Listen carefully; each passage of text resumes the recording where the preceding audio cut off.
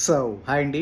So most of the student asked about sir Russia గురించి అడుగుతున్నారండి. So sir రష్యాలో సరికి రష్యన్ లాంగ్వేజ్లో ఎంబీబీఎస్ ఉంటుందంట కదా, ఎగ్జామ్స్ అన్ని రష్యన్ లాంగ్వేజ్లో రాయాలంటే కదా, తర్వాత సరికి లైసెన్స్ ఎగ్జామ్ అంతా రష్యన్ లాంగ్వేజ్లో రాయాలంటే కదా అడుగుతున్నారండి.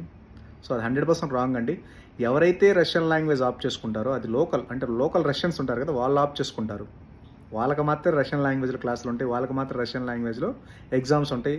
అంతే తప్పితే అబ్రాడ్ స్టూడెంట్స్ అంటే మనం ఉంది కదా, మనం abroad students, Indian students, out of Russian students ఎవరైనా సరే అబ్రాడ్ స్టూడెంట్స్ అందరికీ, ఇంటర్నేషనల్ స్టూడెంట్స్ అందరికీ ఇంగ్లీష్ మీడియమే ఉంటుందండి. మీకు అడ్మిషన్ లెటర్ క్లియర్ కట్గా వస్తుంది.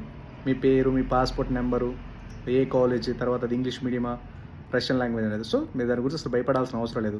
సేమ్ లైక్ దట్ నీట్లానే మనం నీట్ వచ్చేసరికి మనం బై డిఫాల్ట్గా మనం ఇంగ్లీష్ని ఆప్ చేసుకుంటాం. మనం తెలుగులో రాయొచ్చు, తమిళ్లో రాయొచ్చు, హిందీలో రాయొచ్చు అనే ఆప్షన్. మనం నీట్ అప్లికేషన్ పెట్టుకున్నప్పుడు ఆప్షన్ పెట్టుకుంటే ఆప్షన్లో మనకు పేపర్ వస్తుంది. సేమ్ లేదా ఇక్కడ కొట్టంతే ఆల్ ఇంటర్నేషనల్ స్టూడెంట్స్